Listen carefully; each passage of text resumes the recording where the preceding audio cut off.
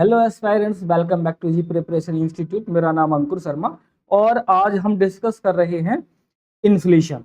Inflation को पहले हम और भी क्लासेस में डिस्कस कर चुके हैं, जिसमें हमने इन्फ्लेशन होता क्या है उसको देखा है, उसके टाइप्स को देखा है और उसके संबंध में जो जो टर्मिनोलॉजी हैं, जो जो शब्दावली हैं, उन सबको हमने डिस्कस कर लिया। अगर और आपने हमारी वो क्लासेस नहीं देखी तो आप उनको जाकर देख सकते हैं। आज हम बात करने वाले हैं कि कैलकुलेशन कैसे की जाती है। मतलब जैसे मैंने कहा, अब तक कहता आ रहा था कि इन्फ्लेशन 4% है, इन्फ्लेशन 5% है, इन्फ्लेशन 6% है या 7-8%, जो भी मैं बोलता था। तो उसको कैसे कैलकुलेट करेंगे। मानो मैंने कहा इन्फ्लेशन 6% है, या मैंने कहा होलसेल प्राइस इंडेक्स जो है, जो कहते हैं कि जो थोक मूल्य रिटेल इन्फ्लेशन है या फिर थोक मूल्य सूचकांक है, वो कितना है, 6% है, 5% है। तो आखिर वो कौन से बेसिस हैं, किस आधार पर उनको मैंने ऐसे कहा जाता है। मतलब अगर आपको कहें कि महंगाई बहुत ज्यादा बढ़े तो सर एक बात बताइए, आपने वो काउंट कैसे किया। उस काउंट को मैं करना आज आपको सिखाता हूँ। कौन सा फॉर्मूला यूज करते हैं, किस प्रकार से एक बास्केट तैयार की जाती है। तो सबसे पहले एक हेडिंग डाल देते हैं, कैलकुलेशन ऑफ इन्फ्लेशन।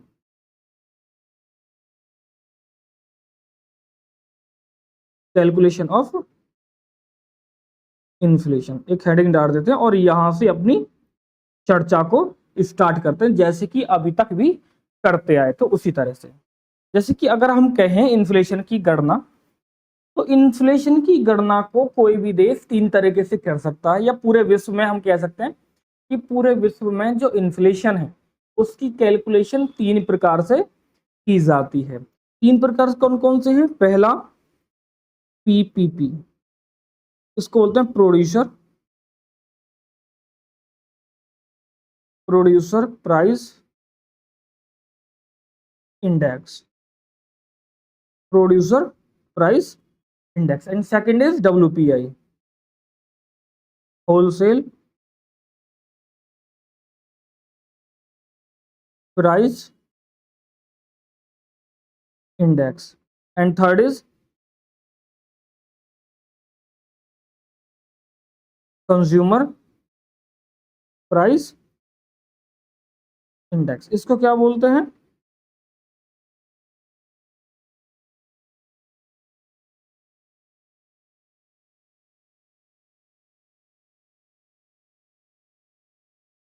इसको बोलते हैं भाई सीपीआई। मतलब पूरे विश्व में जो इन्फ्लेशन को कैलकुलेट किया जाता है उसके लिए तीन इंडेक्स ध्यान में रखे जाते हैं। पहला प्रोड्यूसर प्राइस इंडेक्स, दूसरा होलसेल प्राइस इंडेक्स डब्ल्यूपीआई, और तीसरा सीपीआई कंज्यूमर प्राइस इंडेक्स। तो मेनली हम तीनों में से ही किसी एक को यूज कर सकते हैं। जैसे कि अगर मैं भारत की बात करता हूं, तो भारत इनमें से दो इंडेक्स को, डब्ल्यूपीआई को और सीपीआई को यूज करता है। लेकिन जो डेवलप कंट्री है वो मेनली किसको यूज करती है, पीपीआई को, प्रोड्यूसर प्राइस इंडेक्स को। जो प्रोड्यूसर प्राइस इंडेक्स है उसको कैलकुलेट करना थोड़ा आसान है, क्योंकि वहां पर जो गुड्स हैं और जो सर्विसेज हैं उनका जो प्राइस है, या जो वस्तुएं हैं उनका जो प्राइस लिया जाता है वो उस एंड पर लिया जाता है। जैसे मानिए ये एक कंपनी है, एक कंपनी ये है, इसने कोई प्रोडक्ट बनाया, मान लीजिए पेन बनाया, तो जो पेन इसकी गेट से बाहर हुआ, या जो गेट के बाहर कह सकते हैं, या जो इसको बनाने में लागत आई उसको कैलकुलेट कर लेते हैं, तो निकल के आता है प्रोड्यूसर प्राइस इंडेक्स। मान लीजिए इस पेन को बनाने में मेरे को पहले 100 रुपया लग रहे थे, है ना।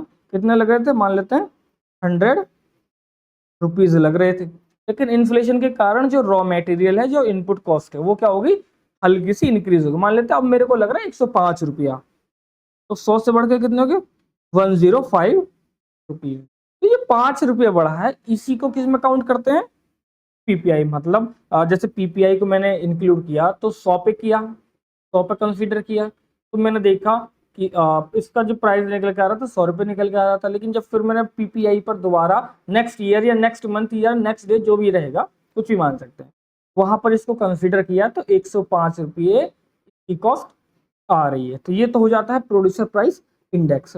एक और बात मैं आपको बता दूं कि 2014 से पहले, ईयर था 2014, ठीक है। 2000 इधर ले लेते हैं बिफोर, एक टाइमलाइन पहले, और इधर ले लेते हैं आफ्टर। पहले थोड़ा सा समझ लेते हैं और फिर लिखना स्टार्ट कर लेते हैं, जैसे अब तक करते आए हैं। तो 2014 से पहले जो भारत है, भारत में WPI को, है ना, मेन इंडिकेटर्स के रूप में या मेन इंडेक्स के रूप में माना जाता था। और इसी के आधार पर जो भारत है, जो मतलब RBI है, वो क्या काम करता था, मॉनेटरी पॉलिसी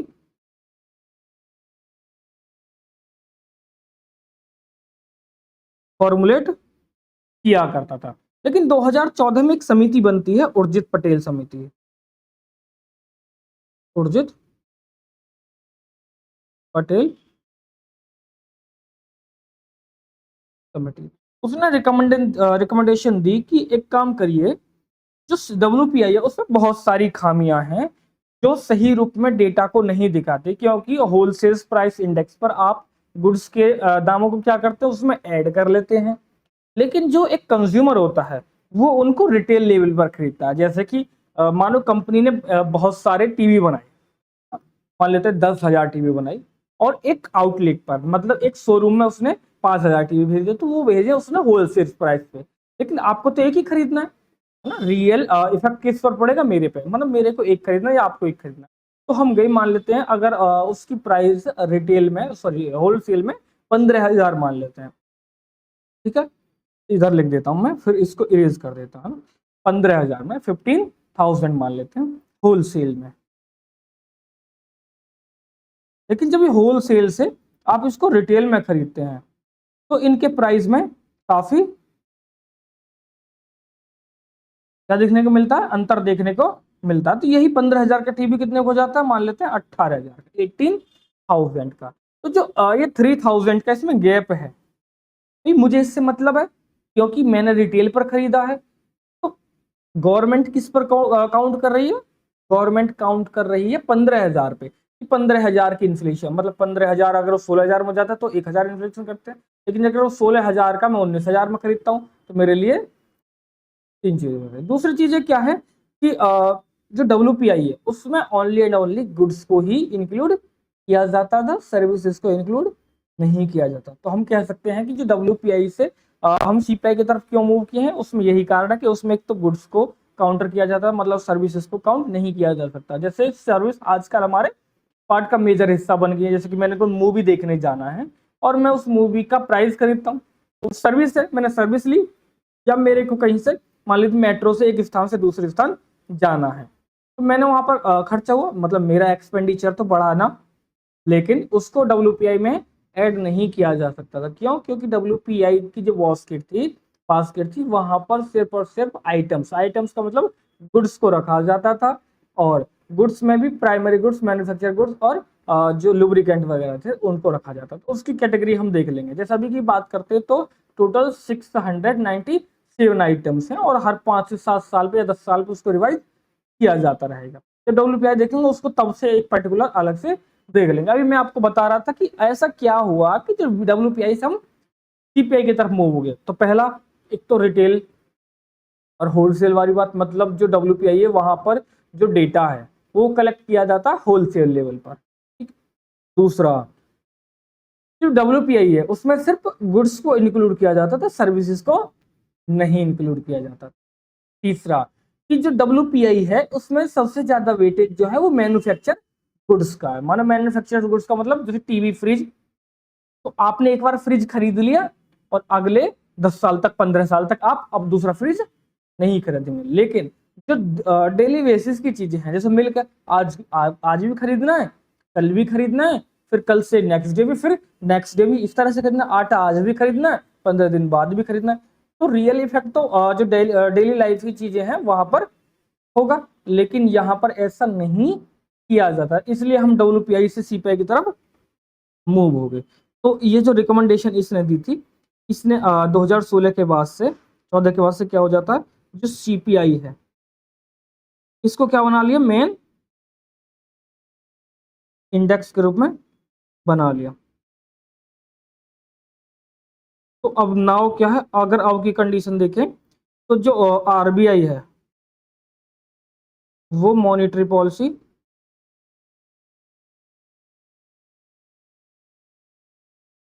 फॉर्मुलेट करता है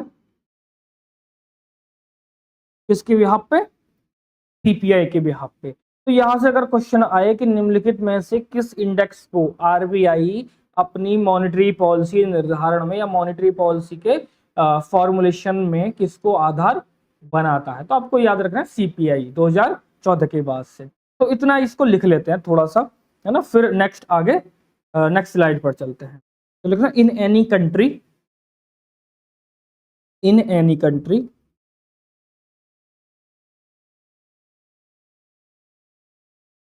inflation has to B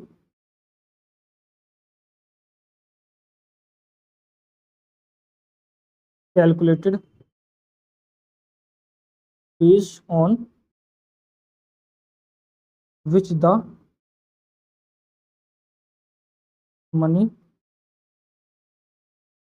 supply in the economy is regulated। ठीक है, फिर इसके बाद लिखना three, there are three,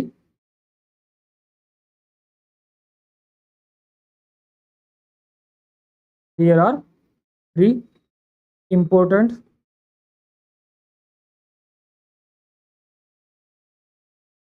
indices which are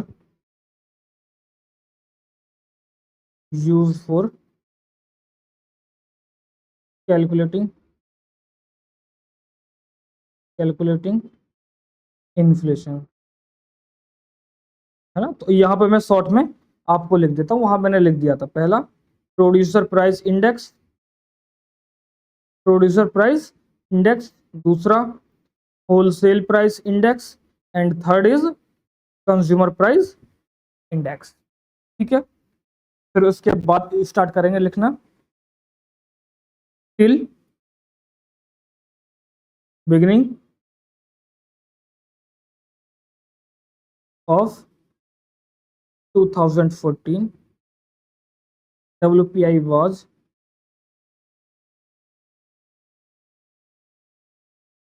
considered to be the main index, the main index for calculating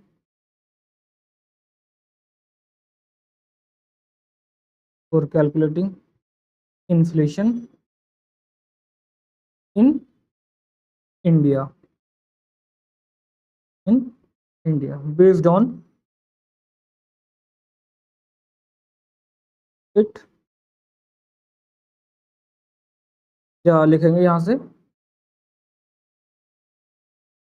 on the recommendation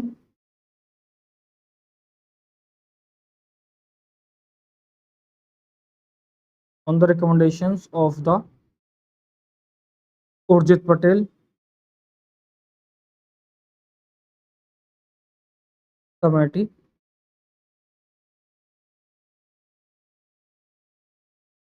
from 2014, CPI has been made the main index to calculating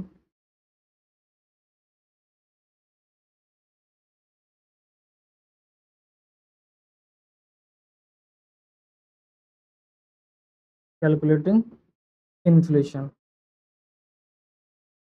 calculating inflation. ठीक है, अब बात करते हैं first point की। तो इसमें लिख लेंगे फर्स्ट पॉइंट में PPI, producer,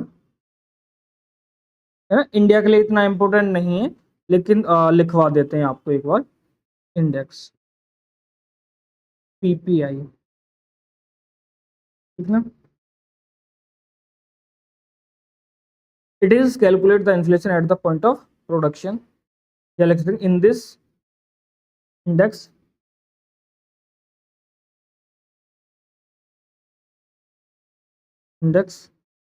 the calculate inflation at the point of inflation, point of inflation। ठीक है, लिखना फिर इसके बाद, it measures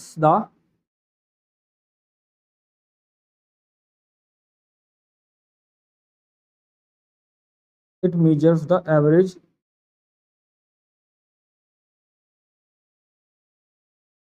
change in the price price a producer receives for his goods and services sold in the domestic sold in the domestic or foreign market।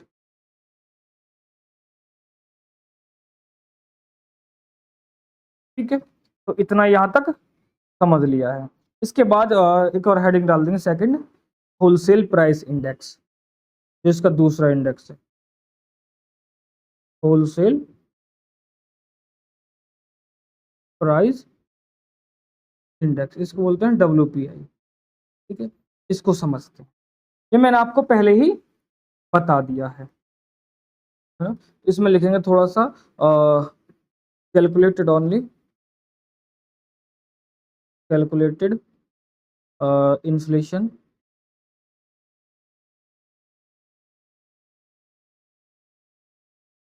On the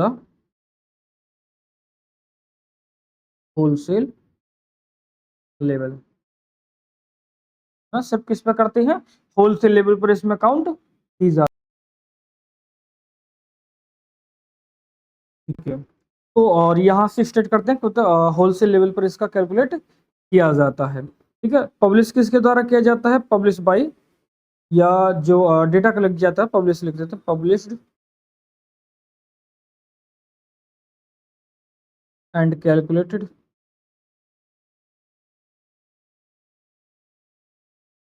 by ministry of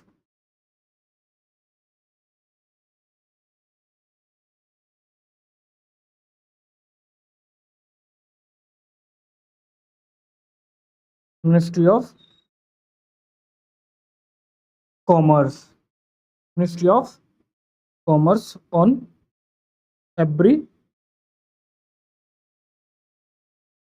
month, मतलब हर महीने calculate किए जाते हैं और publish किए जाते हैं किसकी, मिनिस्ट्री ऑफ कॉमर्स के द्वारा।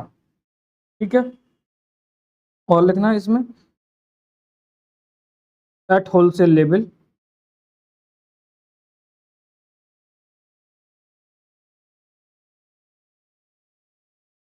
Eight wholesale level generally price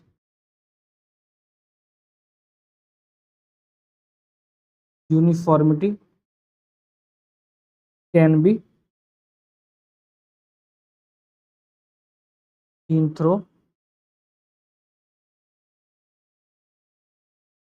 seen throughout the country, the country. ठीक है, इसमें क्या किया जाता है, आगे चलते हैं।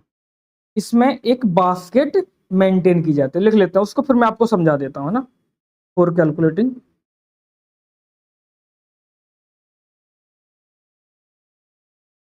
WPI,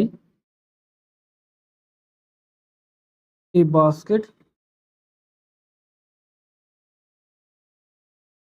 maintain, this basket consists of goods only, does not include services। है ना। तो इस पॉइंट को याद रखेंगे। ये एक बास्केट है इस तरह से, इस तरह से क्या है, एक बास्केट है। इस तरह से क्या है, एक एस्पेरेंट, एक बास्केट है जिसमें क्या किया गया है, आइटम्स रखे गए हैं या गुड्स रखे गए हैं। लिख लेते हैं, इसमें क्या रखे गए, ओनली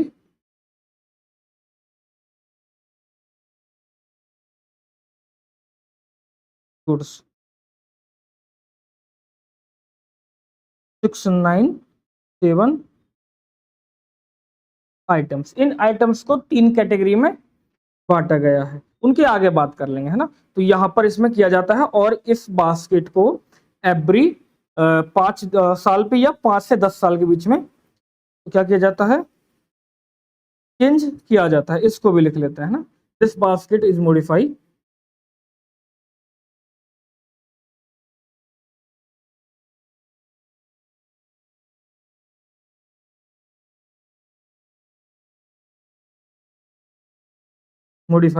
आफ्टर एक गैप ऑफ 5 to 10 ईयर्स, मतलब 5 से 10 साल की गैप में इसको चेंज किया जाता है। तो अगर हम बात करते हैं लास्ट ईयर की, तो लास्ट कब हुआ था, लास्ट टाइम 2017 में होता। लास्ट टाइम दिस बास्केट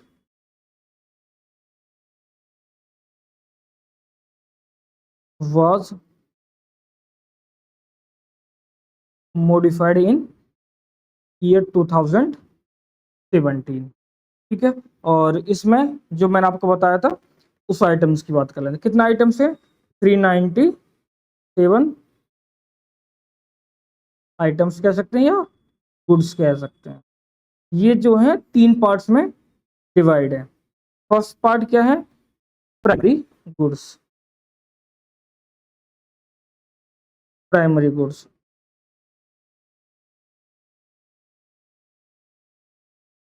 दूसरा मैन्युफैक्चरर्स,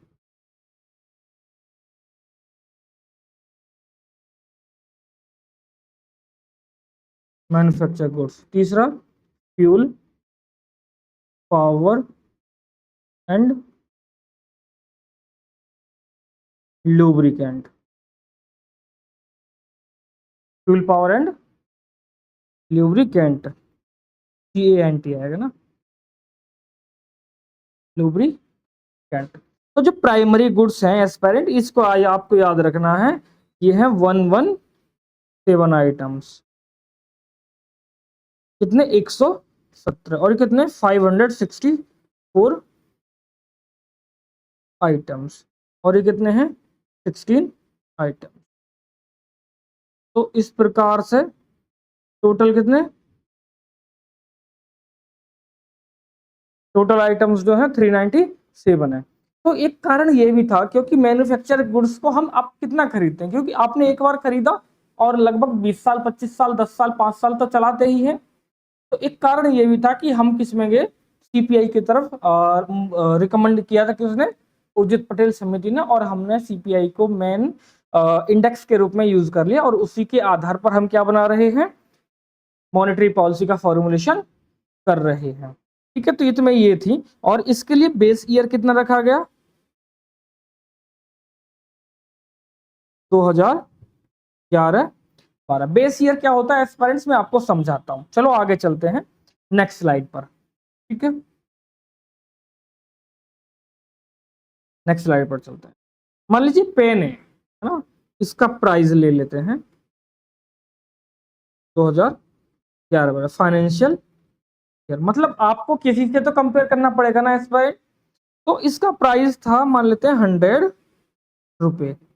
मतलब आपको महंगाई अगर निकालनी होगी तो किसी एक ईयर को तो बेस मानना पड़ेगा, उसी के आधार पे तो आप महंगाई को निकाल पाएंगे, है ना। तो इसको बेस ईयर को चेंज करने की बात अभी चल रही है, क्योंकि ये काफी पुराना हो चुका है। जैसे, और अब कौन सा चल रहा है फाइनेंशियल ईयर, 2025-26 के चाहते हैं। मान लीजिए हो जाता है 120 रुपए का, तो हम कह सकते हैं कि 120%, सॉरी 20% क्या हो जाती है,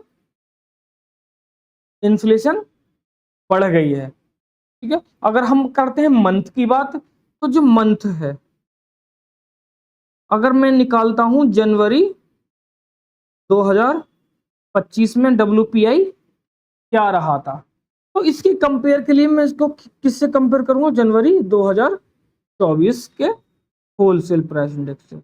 मान लीजिए इसका पेन की प्राइस क्या थी, यहाँ पर 110 रुपये थी जनवरी 2024 में, अभी कितनी 120, जैसे हमने यहाँ पर लिया है ना 120, तो मैं यहां से कंपेयर करूंगा। तो ध्यान रखना है कि मंथ का कंपेयर करना है तो उस मंथ का जो लास्ट ईयर होगा, या लास्ट ईयर का वो जो मंथ होगा, मान लीजिए जैसे अभी चल रहा है जून, तो अगर मैं जून का निकालूंगा होलसेल प्राइस इंडेक्स, सॉरी जून का अगर होलसेल प्राइस इंडेक्स निकालूंगा तो उसकी कंपेयर करूंगा 2024 के जून मंथ के होलसेल प्राइस इंडेक्स से। आ गया समझ में? तो फाइनेंशियल ईयर ये है। अब बात करते हैं, तो ये बास्केट मैंने बनाई थी, नेक्स्ट स्लाइड पर चलते हैं। ऐसे बना लेते हैं, ठीक है।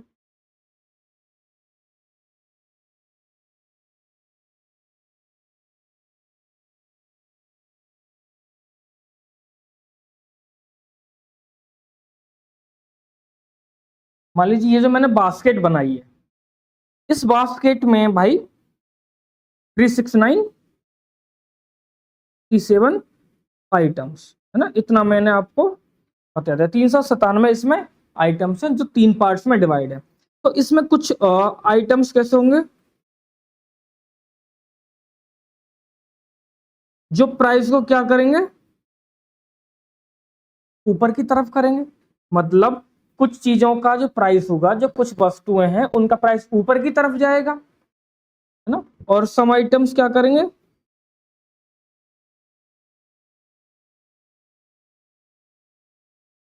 प्राइस नीचे की तरफ। मान लीजिए मैंने ये मोबाइल है, ये मोबाइल है और ये पेन है, तो देखो कि मोबाइल के प्राइस लगातार बढ़ते जा रहे हैं, पेन के प्राइस नीचे होते जा रहे हैं, या कभी उल्टा हो जा रहा है। तो जो ये खींचतान हो रही है, मतलब कुछ बास्केट के प्राइस को क्या कर रहे हैं, जो 697 आइटम्स है सिर्फ उनकी बात करें, जो 397 आइटम्स हैं, इनमें से कुछ का प्राइस लगातार ऊपर की तरफ भाग रहा है, कुछों का प्राइस नीचे की तरफ गिरता है क्योंकि डिमांड नहीं है। तो जो खींचतान हो रही है, ऊपर की तरफ प्राइस ले जाते हैं तो वो बास्केट को ऊपर की तरफ ढकेलते हैं, और जो जिनका प्राइस कम हो रहा है वो बास्केट के प्राइस को नीचे की तरफ धकेलते हैं। जो गैप हो जाता है इसी को बोलते हैं खींचतान, स्किफ्लेशन। क्या बोलते हैं,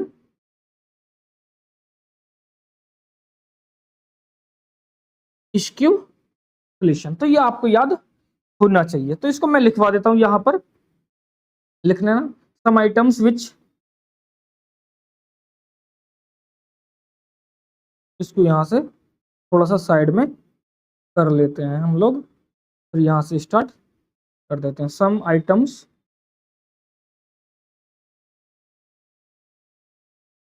which become costlier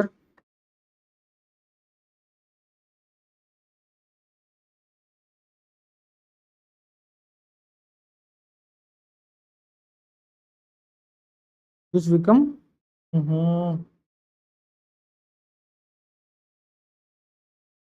costlier, okay?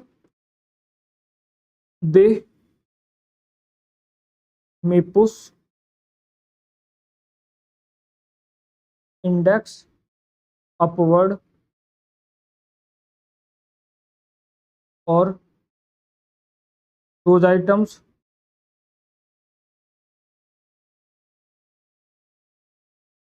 become cheaper,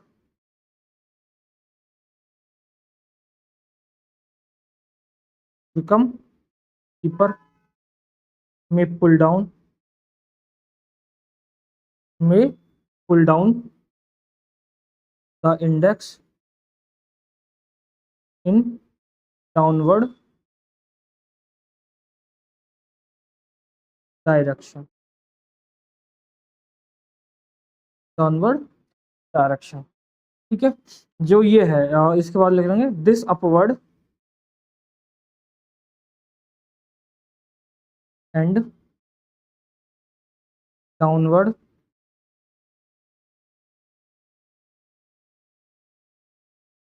push and pull या pull and push is term as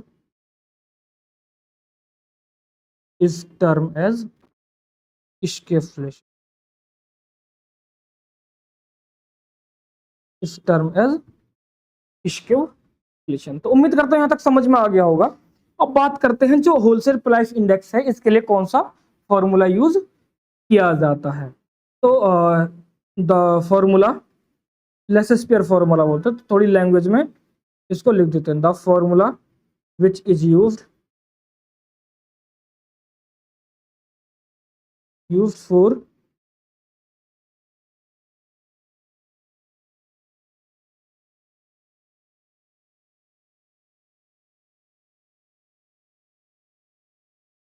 calculating WPI is known as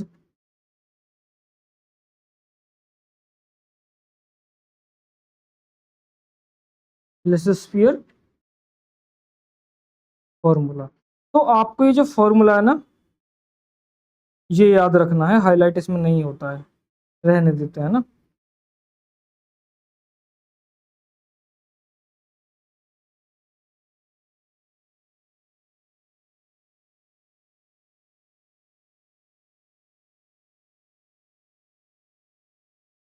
ठीक है, यहां तक समझ में आ गया। अब बात करते हैं कि जो आरबीआई थी, ये जो आरबीआई ने कहा, जो सॉरी जो उर्जित पटेल समिति थे, उसने कौन से कारण थे जिनके द्वारा कहा कि हम डब्ल्यूपीआई से सीपीआई की तरफ मूव करेंगे। मैंने आपको बताया, देखिए डब्ल्यूपीआई क्या करता है, ओनली गुड्स को इंक्लूड करता है, सर्विसेज को नहीं करता है। जो प्राइस एंड गुड्स के वो किस पे होलसेल लेवल पर है, उनको लिख लेते हैं। तो लिखना ऑलरेडी हम डिस्कशन कर चुके हैं। ठीक है, लिखना CPI the three inheritance, the three inherit problem for WPI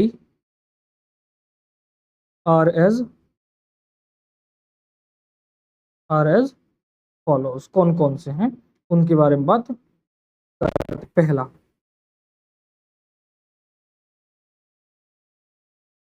the price of goods, the price of goods, the price of goods collected only wholesale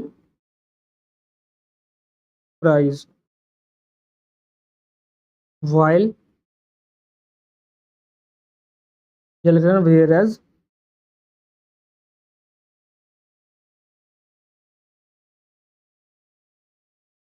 a consumer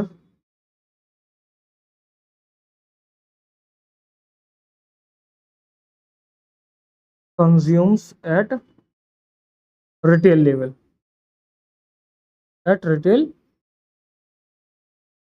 पहला प्रॉब्लम। दूसरी प्रॉब्लम क्या है स्टूडेंट इसमें, इट इज ओनली, याद रखना, in this index,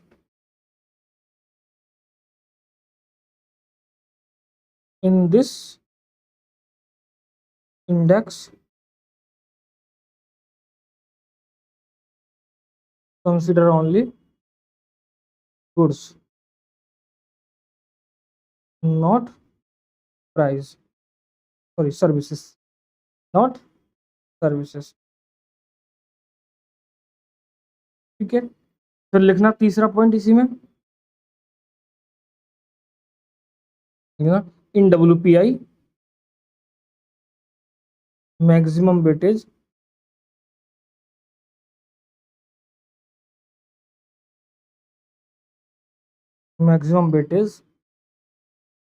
is given to manufacture goods, manufacture goods, hence they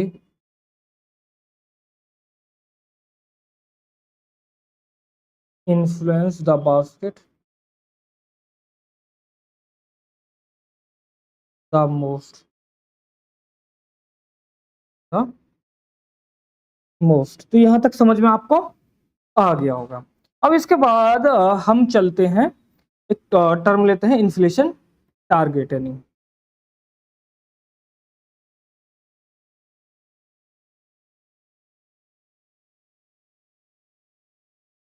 inflation targeting,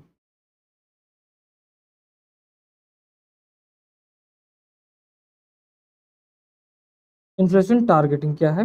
inflation targeting का अगर India की बात करते हैं तो 4 ± 2%, है ना। ये 4 ± 2 ये क्या है, इसको क्या बोलते हैं? इसको बोलते हैं डेविएशन। मतलब अगर हम कर सकते हैं कि डेट इज, जो रेट रहनी चाहिए वो कितनी रहनी चाहिए एस्पायरेंट्स, 2% से लेकर और 6% के आसपास तक ये क्या होती है, रेंज की बात करते हैं।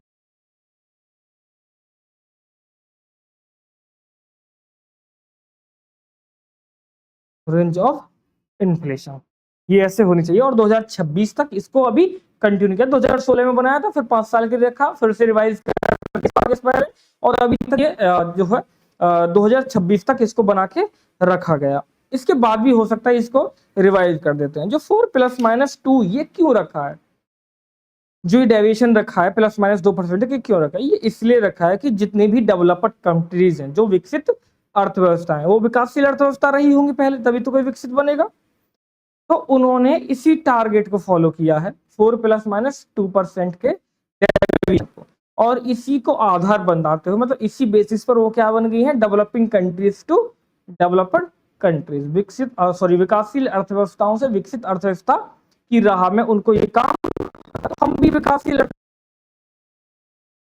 बढ़ रहे हैं, तो हमारे देश में भी इसको ये माना गया 4 ± 2%। ठीक है, अब बात करते हैं नेक्स्ट। नेक्स्ट हेडिंग डाल देंगे सीपीआई, कंज्यूमर प्राइस इंडेक्स।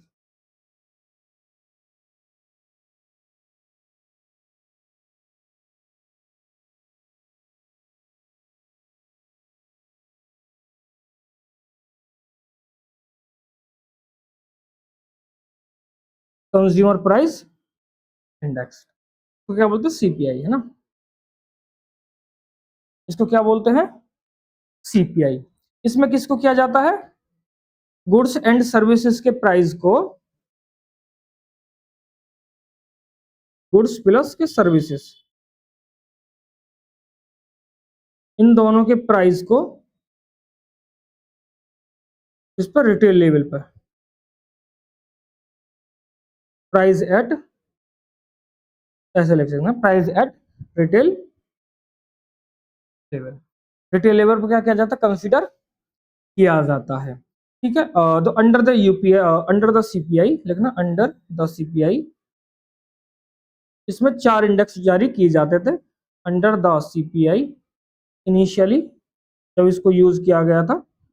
अब 3 किए जाते हैं, उनकी बात करेंगे। फोर डिफरेंट इंडिसेस वर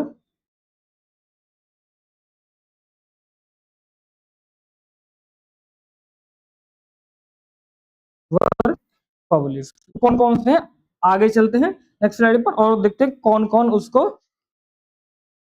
मतलब पब्लिश करता है। पहला इंडेक्स है CPI 4 industrial workers, CPI 4 industrial workers. दूसरा है सीपीआई 4 एग्रीकल्चर लेबरर्स, लेबरर्स। तीसरा क्या है, सीपीआई 4 रूरल लेबरर्स। और चौथा कौन सा है, CPI 4 urban non manual employees, urban non manual employees, मतलब ये 4 इंडेक्स जारी किए जाते थे जब हमने 2014 के बाद से स्टार्ट किया सीपीआई को as a main index to formulating monetary policy. ठीक है, इनको जारी कौन करता है उसको भी लिख लेंगे जी। स्टार्टिंग के 3 इंडेक्स हैं, इनको जारी करता है लेबर ब्यूरो।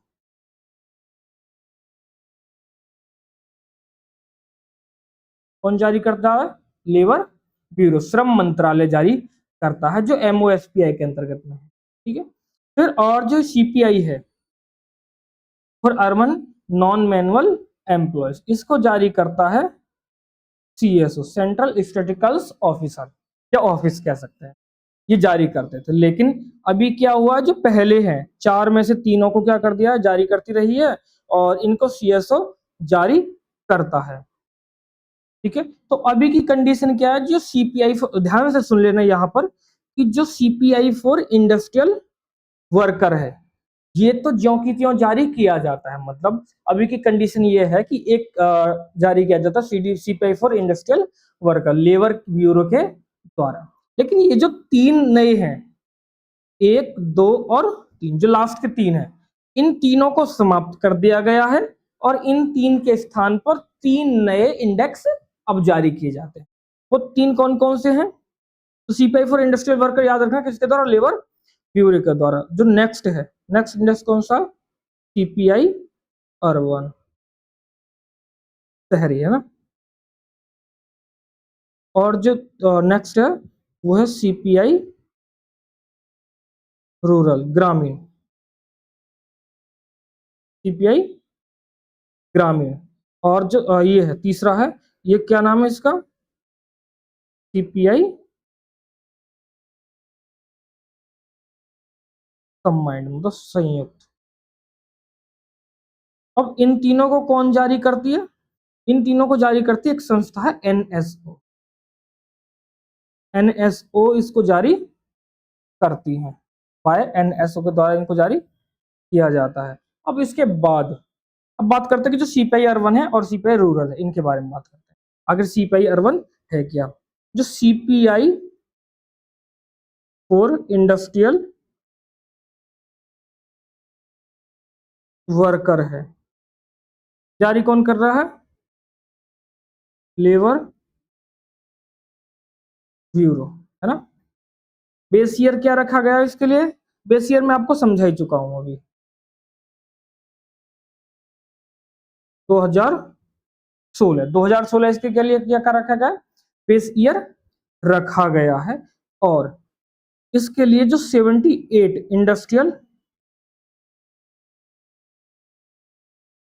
सेक्टर है, वहां से क्या किया जाता है? डेटा कलेक्ट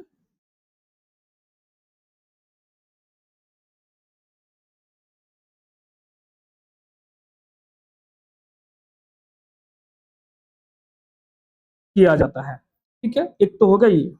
फिर उसके बाद करते हैं जो सीपीआई, पीछे लिख देता हूं, जो सीपीआई अर्बन, सीपीआई रूरल और सीपीआई कंबाइंड है, इन तीनों के लिए बेस ईयर क्या है? 2011 12। तो ध्यान रखना है कि जो सीपीआई इंडस्ट्रियल वर्कर है, इसके लिए बेस ईयर 2016 है, लेबर ब्यूरो जारी करती है। लेकिन जो सीपीआई अर्बन है, सीपीआई रूरल है और सीपीआई कंबाइंड है, इसके लिए बेस ईयर 11-12 रखा गया है। और एक्सपेरेंट जो इसको जारी करने वाली संस्था, उसका नाम एनएसओ, नेशनल स्टैटिस्टिकल ऑफिसर। इसके बाद जो हम लिख रहे हैं यहाँ पर, इसके बाद हम देखते हैं जो सीपीआई अर्बन है।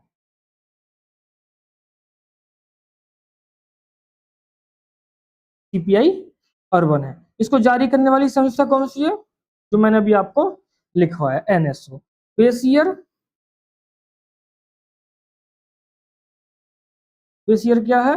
2011, सॉरी 2011-12।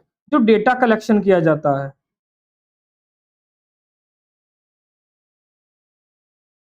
फ्रॉम कितने शहर से? 310 है ना, 310 सिटीज ऑफ इंडिया। जो भारत है, भारत के 310 शहरों से उस बास्केट को खरीदा जाता है। सॉरी, इसमें बास्केट नहीं, मतलब जो गुड्स एंड प्राइसेस हैं उनको वहां पर मान लेते, किसी व्यक्ति को ऐसे डेटा कलेक्ट करने के लिए भेजते हैं कि मानो कि जैसे दिल्ली में रह रहे हैं, दिल्ली के बाद मुंबई में रहेंगे, मुंबई के बाद यूपी में लखनऊ में रह लेंगे, और वहां पर देखेंगे कि कैसे महंगाई लगातार बढ़ रही है। तो हो गया अर्बन की बात। अब बात करते हैं सीपीआई रूरल है, जो ग्रामीण है। CPI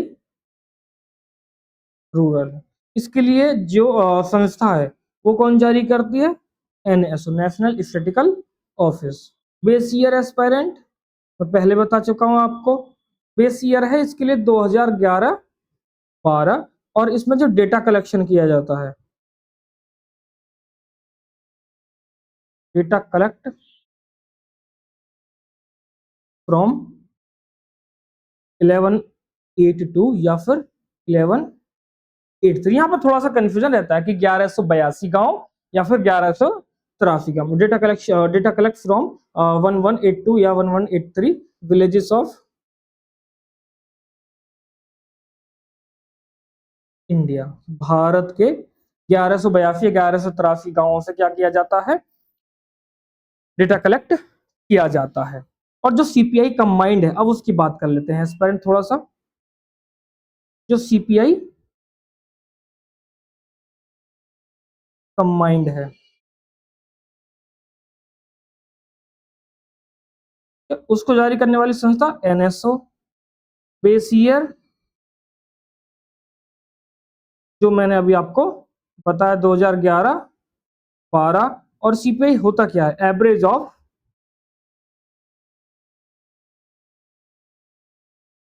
average of CPI rural and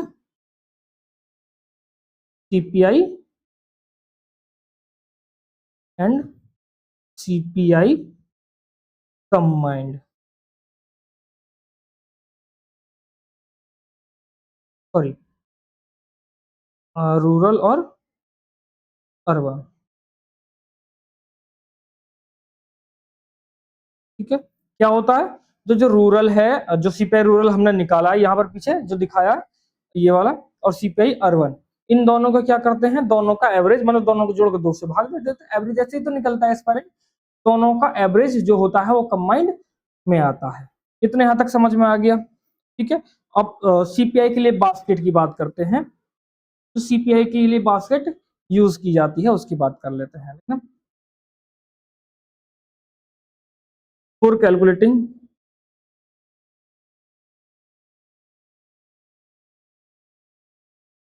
CPI is, लिखना for calculating CPI is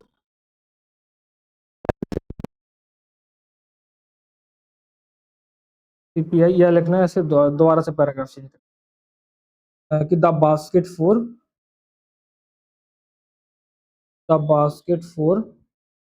calculating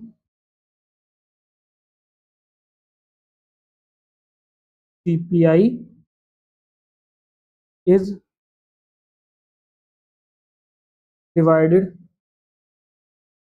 into 6 part. 6 भागों में डिवाइड की जाती है। कौन कौन से भाग हैं?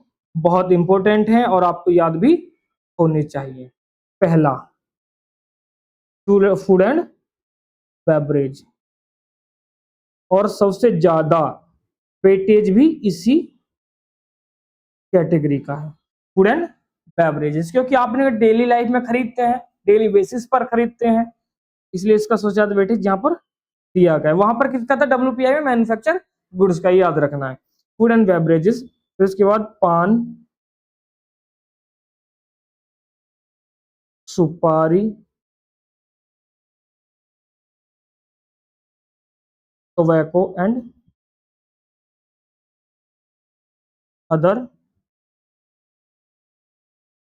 इंटॉक्सिकेंट, क्योंकि हम इनको डेली बेसिस पे खरीदते हैं, इनके बिना लोग रह ही नहीं सकते हैं। 3, हाउसिंग, थर्ड नंबर पे क्या है? हाउसिंग। सॉरी, फोर्थ नंबर पे bedding, clothing and footwear and footwear. फिर 5 नंबर पे लिख लेंगे fuel and light, fuel and light. 6 number पे लिख लेंगे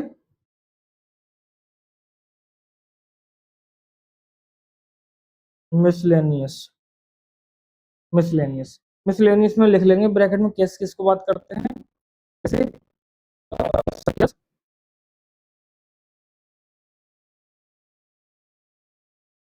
ट्रांसपोर्ट, है ना, या फिर कम्युनिकेशन, ब्रैकेट में लिखेंगे इसमें education,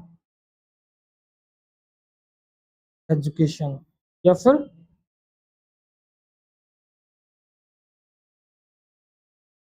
entertainment,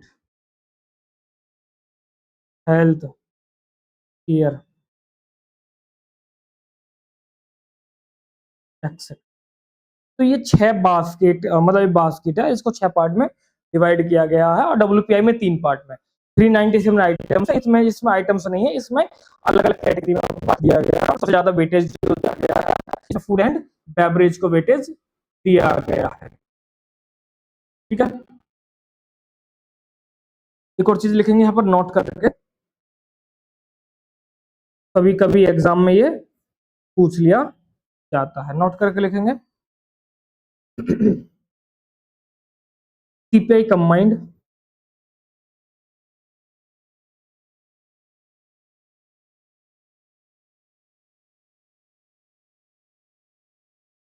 CPI combined is also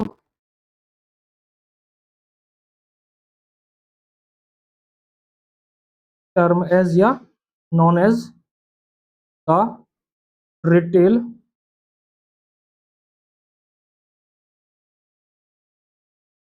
the retail, या हेडलाइन लिख सकते हैं ना, हेडलाइन रिटेल इन्फ्लेशन। कि अगर क्वेश्चन में आए कि हेडलाइन रिटेल इन्फ्लेशन का क्या मतलब है, तो वही है जो सीपीआई कंबाइंड का मतलब, जो सीपीआई रूरल है और सीपीआई अर्बन है, उन दोनों का एवरेज निकालेंगे तो किस क्या निकल के आता है, हेडलाइन इन्फ्लेशन निकल कर आता है। फिर एक और हेडिंग देंगे यहाँ पर, नेक्स्ट चलते हैं स्लाइड पर, सीपीआई या कोर इन्फ्लेशन लिख सकते हैं ना, core inflation, core inflation. Core inflation क्या होता है, जब हम जो इन्फ्लेशन निकल के आई है हमारी, लिख सकते हैं एक लाइन में, बाई एक्स लिखना, the core inflation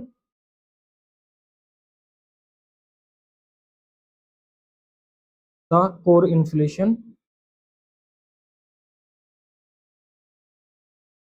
is calculated by excluding food and beverages। इसको याद रखेंगे, फूड एंड बेवरेजेस, ठीक है, food and beverages and fuel and light, fuel and light, इसको भी याद रखना है। फ्यूल एंड लाइट ग्रुप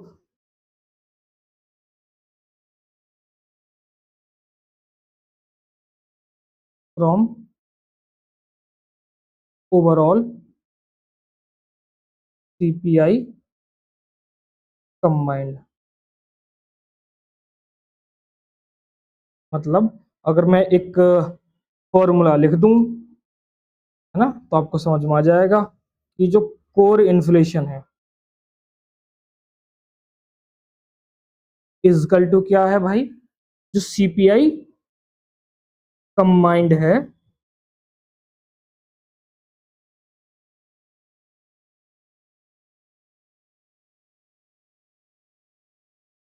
जो सीपीआई कंबाइंड है उसमें से घटा देते हैं हम फूड एंड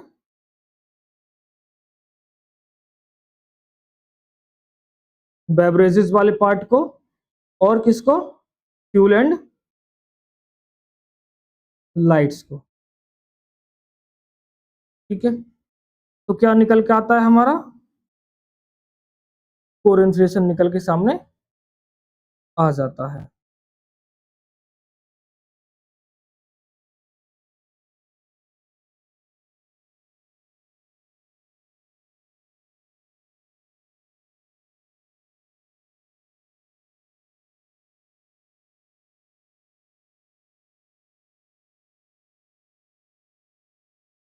ठीक है, आ गया समझ में। तो जो हमारा कोर इन्फ्लेशन है सीपीआई कंबाइंड में से हम घटा देते हैं फूड एंड बेवरेज वाले पार्ट को और फ्यूल एंड लाइट वाले पार्ट को, तो हमारा निकल कर क्या आ जाता है, कोर इन्फ्लेशन निकल कर आ जाती है। इसके साथ एक और पॉइंट लिख लेते हैं, next, refined core inflation,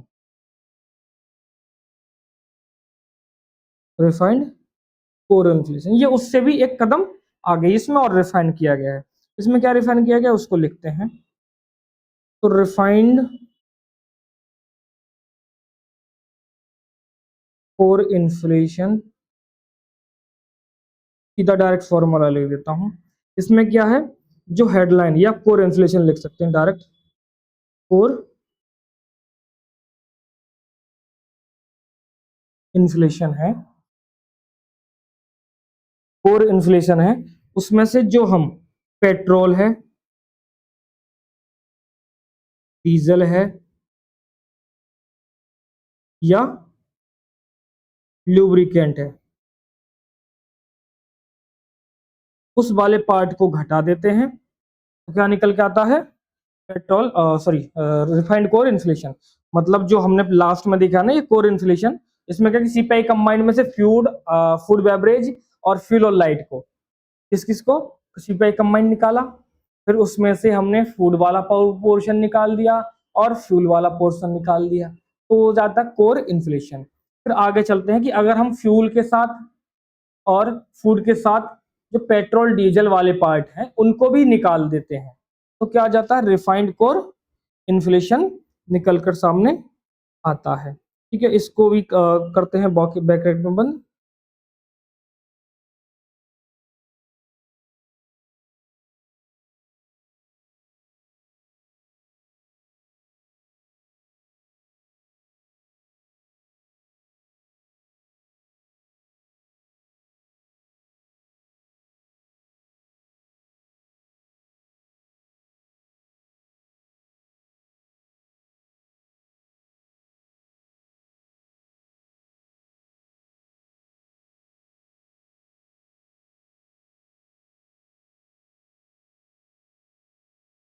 refined core inflation, तो इन्फ्लेशन का टॉपिक आज हमारा समाप्त हो गया, और मिलते हैं नई क्लास में एक नए टॉपिक के साथ। तब तक के लिए आप इसको रिवाइज करिएगा, और मिलते हैं नई क्लास में इजी प्रिपरेशन के इंस्टीट्यूट प्लेटफॉर्म पर, और तब तक के लिए जय हिंद।